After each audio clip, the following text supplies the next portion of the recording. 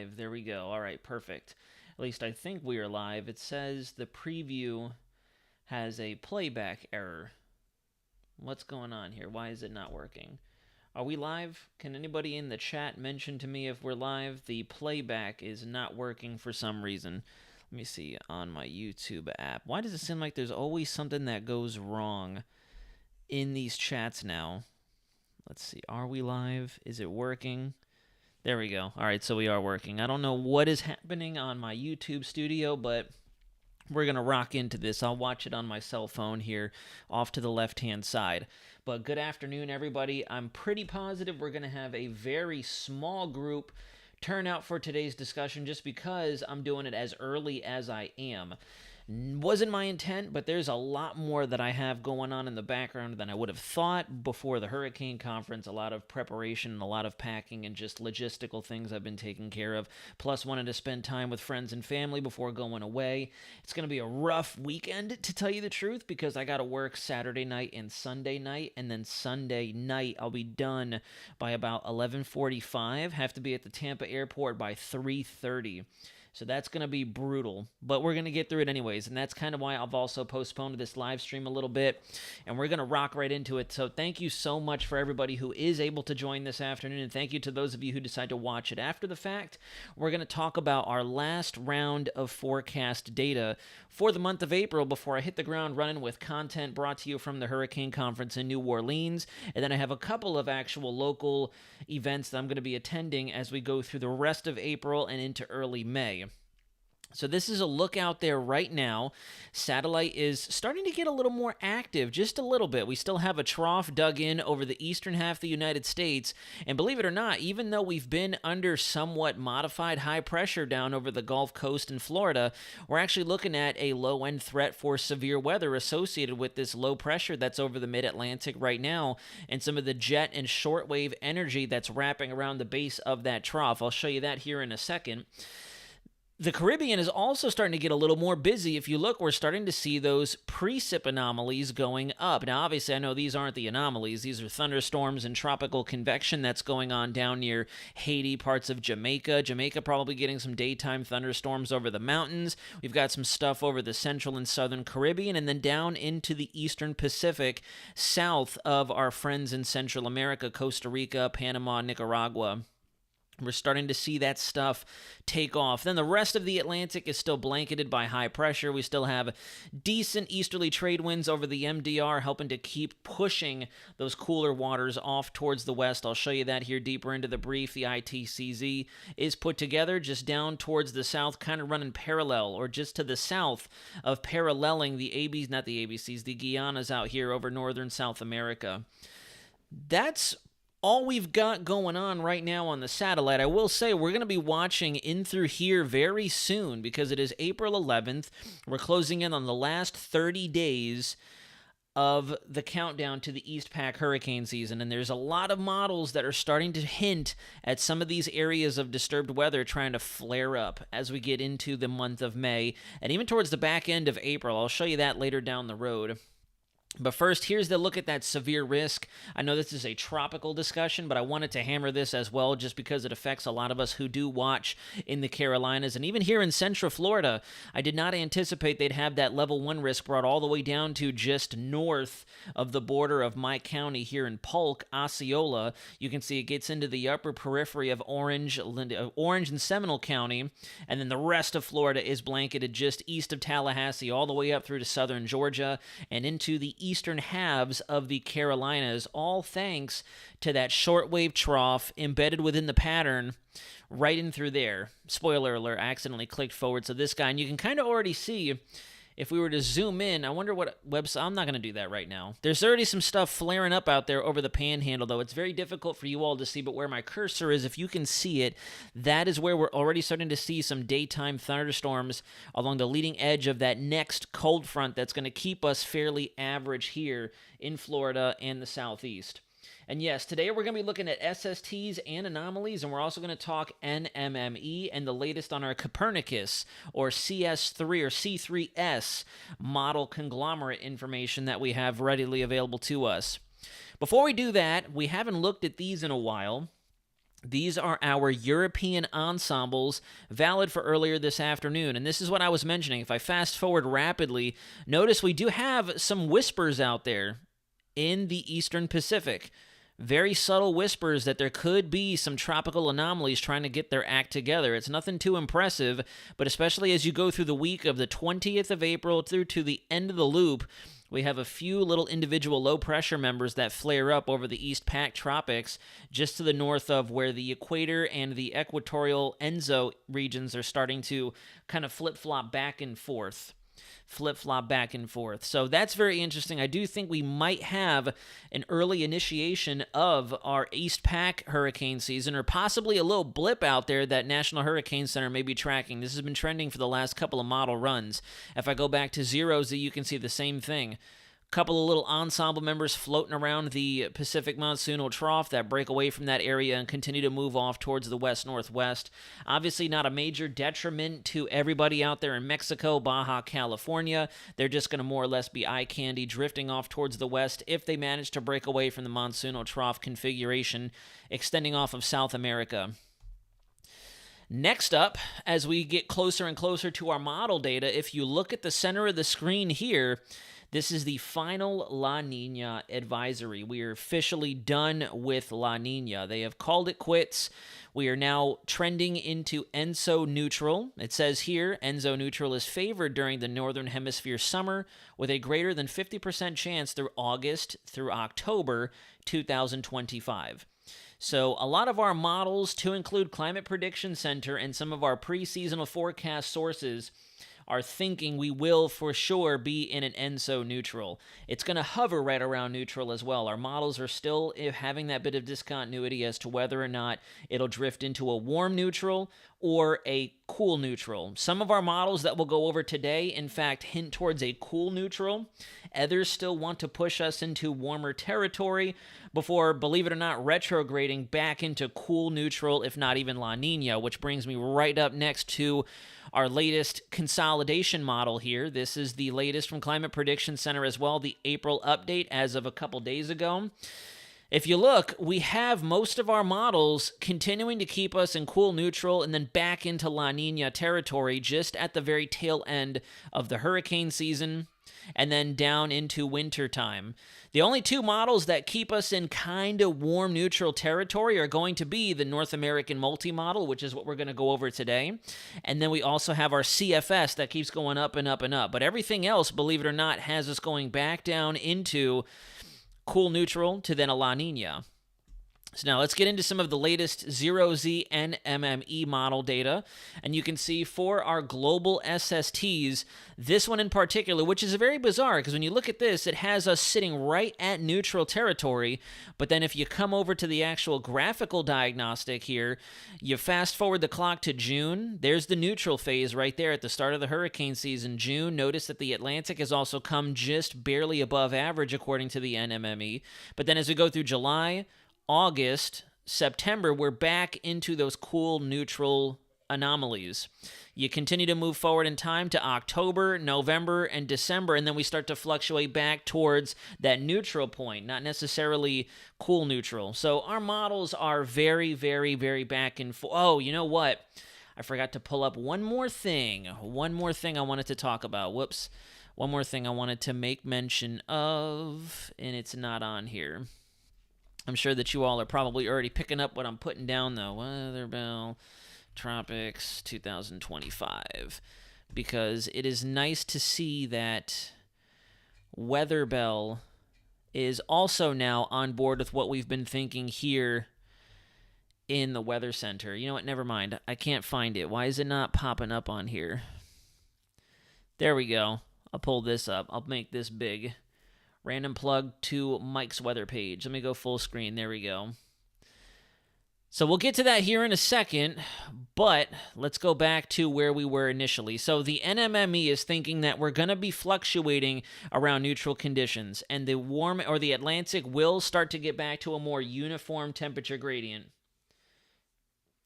Farm Girl, I do understand, yeah. No, most definitely. Just not interested in any hurricanes hitting Florida this season. Unfortunately, I wish I could, but I'm putting stock into us seeing another landfall this hurricane season. I really am. I definitely do think we're going to see another landfall this hurricane season. And then if you look, I have us zoomed out because, to tell you the truth, right now what I think is happening is all of our climate models are being very reactionary to the cooler temps that are slowly pushing across the tropics in the Atlantic.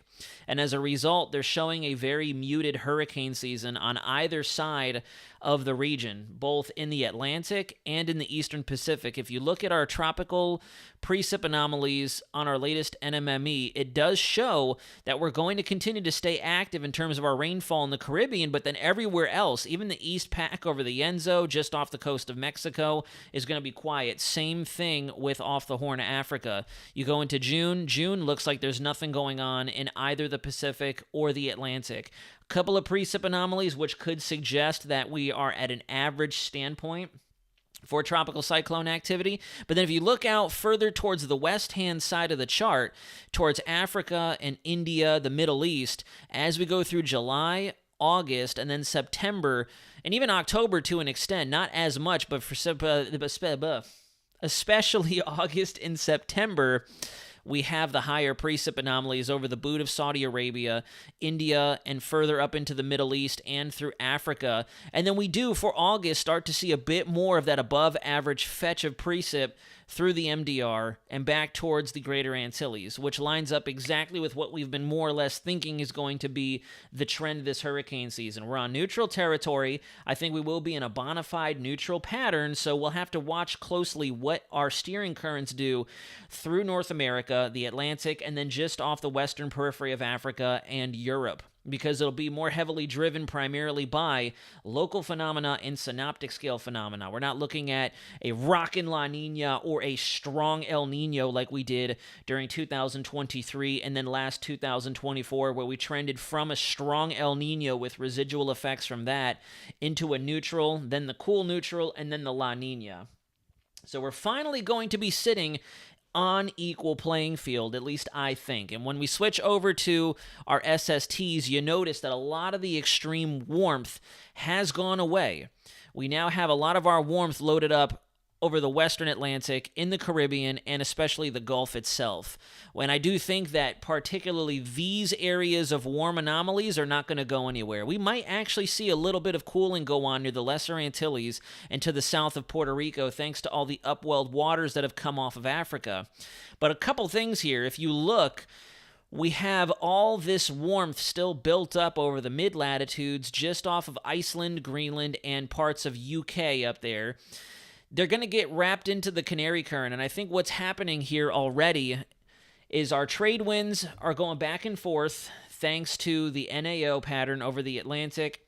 We had a lot of upwelling go on off the west coast of Africa, and now those waters are migrating towards the west. Because if we look here at the 15-day change, notice that we are now flipping the script. We're cooling the subtropics. We're starting to cool down near the Lesser Antilles, but we're starting to see the Canary Current reinforce the heat down in the tropical MDR. So it almost makes you wonder if, as we continue through April and then continue through May, continue through parts of June, once we get into the summertime, if we're essentially hitting the reset button. For my friends out there who know the Nintendo 64, or know all your old game consoles where you got to take the cartridge out, blow on it, put it back in, and try again. Or, for example, for my car enthusiasts out there, when you pull the negative terminal off your battery to reset the ECU and then plug it back in, it really makes you wonder if that's what's happening out there right now, because we have not seen cooling to this extent across the entirety of the Atlantic in a couple years now. It's been a while. We did have some cooler anomalies during 2022. We did have some cooler anomalies during 2021, and it was fairly average during 2020, but we still had some anomalous pockets out there. It was 2023 and much of 2024 where we had just extensive heat across the spectrum. And I personally am in the boat of this is probably a good thing. I personally fully believe thermodynamically we had so much hot water out there that it was just messing everything up. And that's why I've started to use this tool off of weatherbell.com. If you look at where we are right now, we do have warmer anomalies loaded up in the western Atlantic, in the Gulf, and then of course loaded back into the central and western Caribbean, with our cool anomalies that are upwelled continuing to move back towards the west through the tropics. If I rewind us to last year at this time, look at the enormous difference here. Look at how much heat is just everywhere out there. So much heat. And in fact, one thing I noticed as I was going through some of this data is if you look during the peak of the hurricane season when our anticyclonic wave breaking and all the action was kind of getting dorked up out there in the Atlantic, when we had the dry spells in the tropics, look at the configuration here. I would argue that we almost had a worse configuration last year than a lot of folks were thinking was going to be in place. Look at how hot the mid-latitudes and the subtropics were. Cooler Canary Current trying to drag some coolness down into the MDR.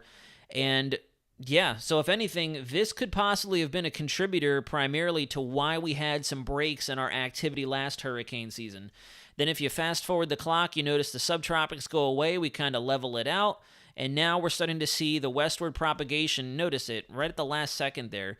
If I go back here, see how the cool anomalies begin to upwell off of Africa? And then as I fast forward, boom, boom, boom, boom, boom, that cold pool continues to propagate westward. And now we're starting to see the warm anomalies wrapping back around the gyre of the North Atlantic. Because yes, believe it or not, there is a gyre through the Atlantic. We have different types of gyres, believe it or not. There's a gyre that forms up atmospherically over CENTAM, and that's what we call the CAG, the Central American gyre. But then we also have an oceanic current called the North Atlantic gyre. And the gyre is made up of all of our different currents here. We have the Gulf Stream, the North Atlantic current, the Canary current, and I forget what this one is. I apologize. But we have that gyre out there across the Atlantic that just continues to circulate our water. So eventually, this is going to continue to move this way. The warmth here could possibly be pulled up into the subtropics, and then we have the warmth up there in the mid-latitudes coming off of UK, off of Europe, Spain, Portugal, down the Canary Current, back into the Atlantic. So we might possibly just fully reset. I don't know. I'm probably just taking shots in the dark, but I'm noticing with watching the evolution here, I would argue that this could be a good thing for the hurricane season. It'll make things a little easier to predict, if anything, I think, because last year we had our stratospheric warmth, our upper tropospheric warmth that we were battling. We had all the heat downstairs. Lapse rates were not conducive to tropical cyclogenesis. So now if we have substantially cooled off the atmosphere and we keep a little warmth, especially out through here, we're going to have what we need to get these systems going and to get thunderstorms to fire a little bit more appropriately, obviously pending we don't have any tuts, PVS streamers, positive vorticity streamers. If we don't have the wave breaking and the dry air introduced down in the MDR, obviously we have all those intricacies that we won't know until we're going through the hurricane season. But that's neither here nor there. We'll see. We'll have to see what happens. You know what? I think for the sake of time, it's already 4:48. I'm going to go ahead and spend some time talking a couple extra things, and then we'll circle back to model data at a later point in time, perhaps while I'm at the conference, just because, at this point, we know what the big kickers are, watching the ENSO evolve, watching where our precip anomalies form up, and then what happens with our pressure patterns. So what I want to show you now is what our latest analogs from tropical tidbits are based on the current SST configuration. And if you look, one thing that's staring me in the face, which goes back to what we had just mentioned when, I forget who it was, someone in the chat, Farm Girl, had mentioned it. It's slowly but surely getting kind of ugly for us in the southeast and the mid-Atlantic. Like, yeah, we have a couple of systems and a couple of analog hurricanes that make landfall into Texas and Louisiana, but we're slowly trending towards more of our ACE being loaded into the central Gulf, ripping across Florida and the mid-Atlantic. So again, this is stuff we were discussing back in January, back in February. We're getting close to mid-April now, and we're only slowly but surely getting closer and closer to where it is we had mentioned our hotspots would be. The mid-Atlantic, the northeast, the eastern half of the Gulf, to include Florida, the tip of Louisiana, and everywhere in between. If you look, this is an auto-updating chart that Tropical Tidbits puts out based on our current Atlantic waters. I see this area right in through here being our heaviest hitters for ACE, period. And there's even more spaghetti lines drawn over the mid-Atlantic, over Florida, and the Gulf Coast. So I thought that was very interesting when I pulled that up today for today's briefing. We also have this. What just happened? Okay, wow. I don't know what happened. Everything kind of just flashed. I also wanted to pull this up because this is causing chaos, utter chaos, in the weather sphere, on X, on social media, everything.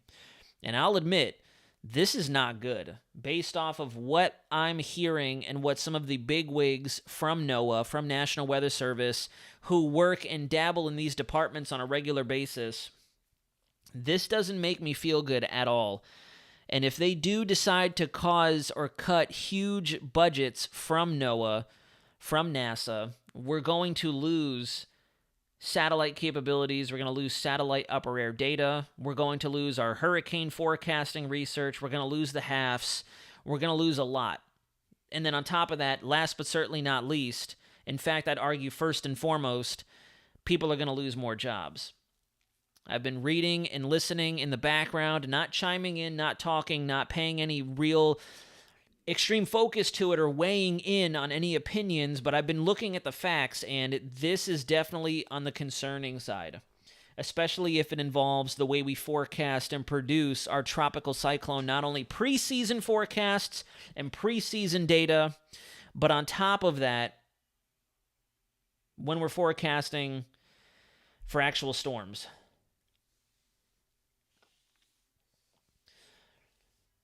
I only pulled up New York Times because I don't want to go on either side of the spectrum. People will say Fox is political. People will say CNN is political.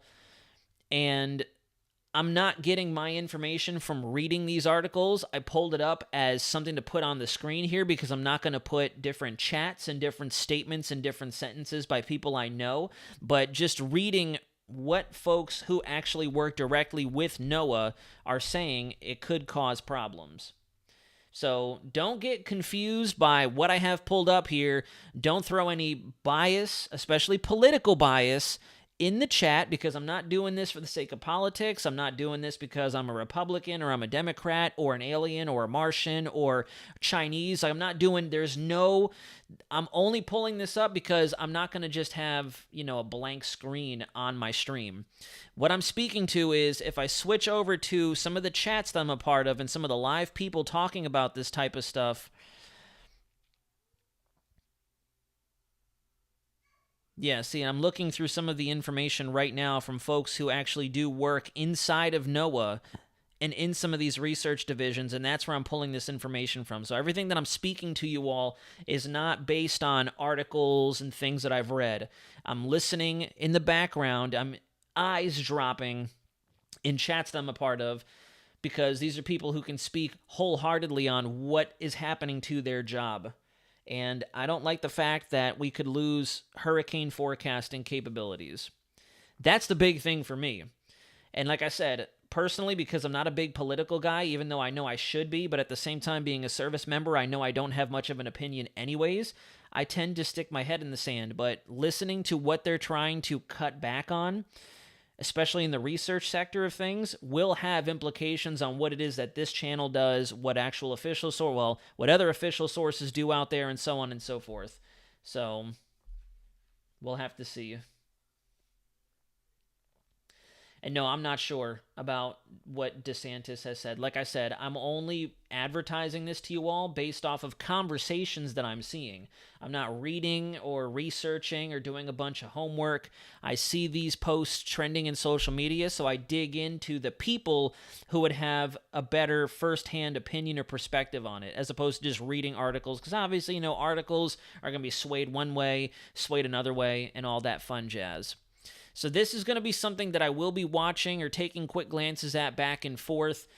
And then last but certainly not least, let me see. I want to pull up a better graphic of this instead of that blurry version of it.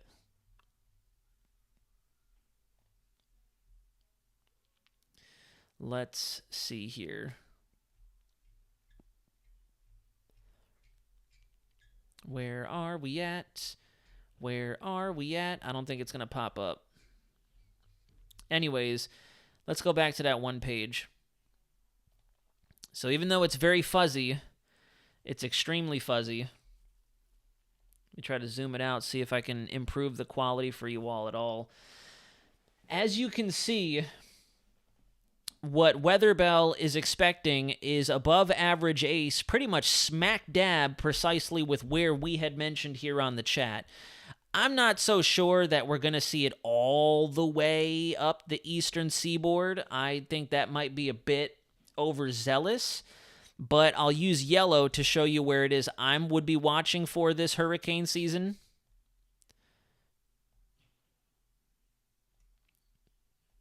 In my opinion, those would be where I would personally put a lot more emphasis on monitoring for tropical cyclones.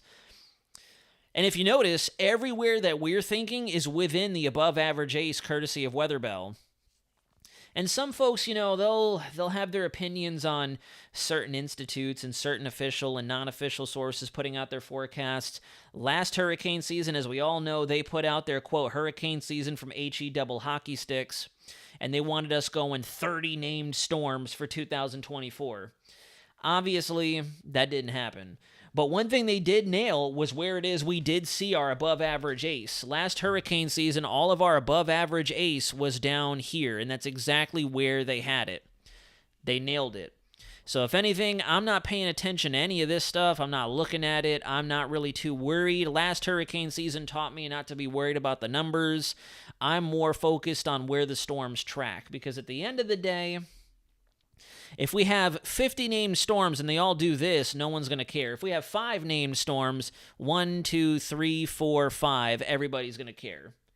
Oh, but we have 5 named storms. It was a whack hurricane season. Nothing happened. Yeah, but we had 1, 2, 3, 4, 5 life-threatening situations for Florida, the Carolinas, the Northeast, Louisiana. And obviously, those are just random black lines I'm putting on there to get the picture across to you. But you guys know what I'm saying. 2023, we had all of this going on. So everybody was saying that 2023 was the hype hurricane season because we had 1. That was it. Last hurricane season, we obviously had 1, 2, 3, 4, 5. And then, who else? Who else was there? I could have sworn there was another one. Oh, and then 6, 7. We had technically 8. We had 9. We had 10, 11. We had a lot of impacts last hurricane season.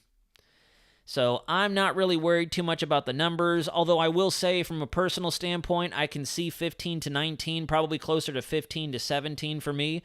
I can definitely see 7 to 9 hurricanes with 2 to 3 being majors. I think their ACE forecast is fairly modest. It's fairly reined in. It makes sense with what we have, you know, put out there. It's this here that I'm looking at, and that makes sense with precisely what we've been discussing on this channel, which is why I even bring it up.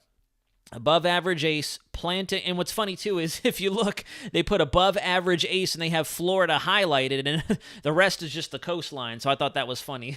Florida, yes, definitely. Interior Florida, above average ace. Everybody else, maybe along the coast. I know that's not what they were, at least I hope that's not what they're communicating, but I just thought that was hilarious. I thought that was hilarious.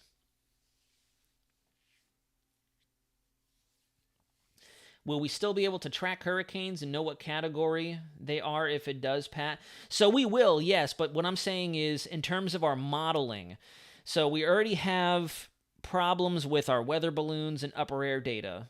Not necessarily saying that we have problems with the data that we have coming out now, but we will still, I mean, obviously, we're not going to not be able to, it's not like we're going back to the Stone Age, let's put it that way. But some of the research that we've been really, really honing in on for the last 20 to 30 years in terms of developing higher res tropical cyclone models, the way we try to shrink the cone, the way we try to warn people and develop pre-seasonal forecasts, that will be what takes the hit. So, to kind of put it in layman's terms, think of hurricane season more or less like we're just using the GFS and the Euro, and we might end up keeping, I mean, I would think if this passes, they should probably keep the H-Wharf and the H-Mon around just a little bit longer because they've been around for the longest and we have plenty of archived material. Oh, and we won't be able to update, from what I've read through some of the chats, we will not be able to update some of our higher res models. So they'll just kind of run with the current state of their empirical data and the equations that are put into them.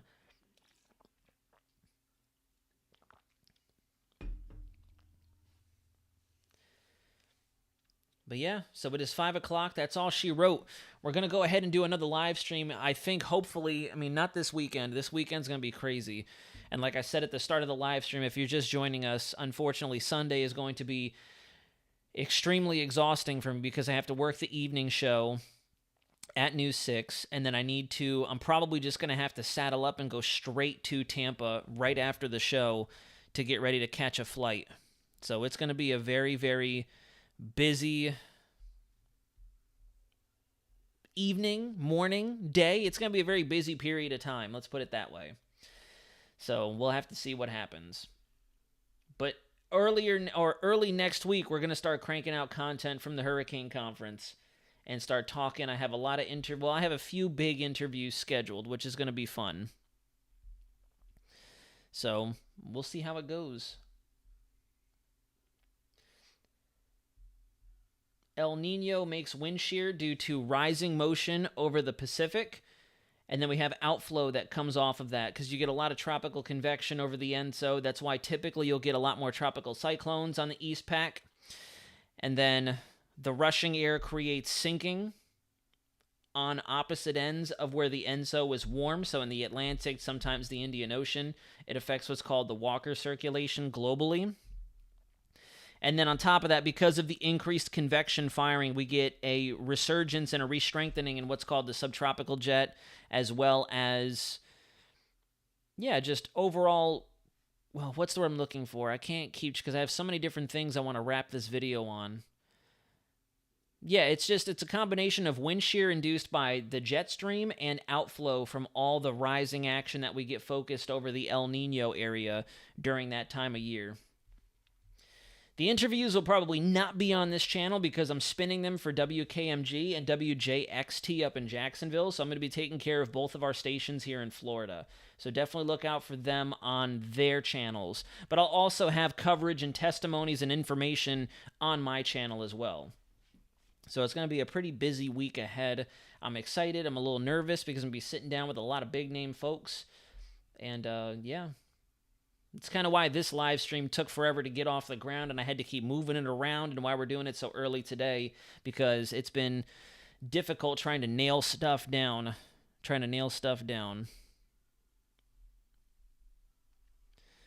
So yeah, thank you everybody for tuning in this afternoon. A bit more of a lively crowd than I would have thought, especially since we started off so early. We'll talk to you again very soon. Please drop a comment in the comment section down below upon the conclusion of this live stream if you have any questions, comments, or concerns. And please consider clicking that subscribe button if you manage to find the channel. We're still continuing to try to build our momentum before the hurricane season arrives. And we'll be talking tropics for pretty much the rest of the month of April. And then through the month of May, we'll start our tropical updates as the East Pac season gets going. And then we're right on the brink of the Atlantic hurricane season rocking off. Oh, you're very welcome, and thanks for all the vote of confidence.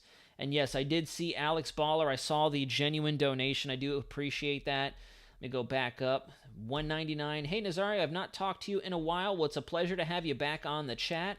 And thanks so much for the $2 donation. It means a lot. It could be 50 cents. It could be $50. Regardless, just you taking the time to tune in and watch these live streams, it's amazing, and it's great to have all of you with me, especially since we've built this community over the last couple of years.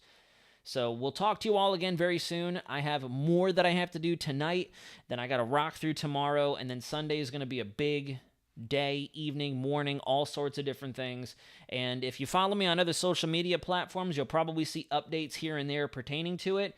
But until next time, folks, we'll talk to you again very soon. This is Weather Center Nazario, signing out.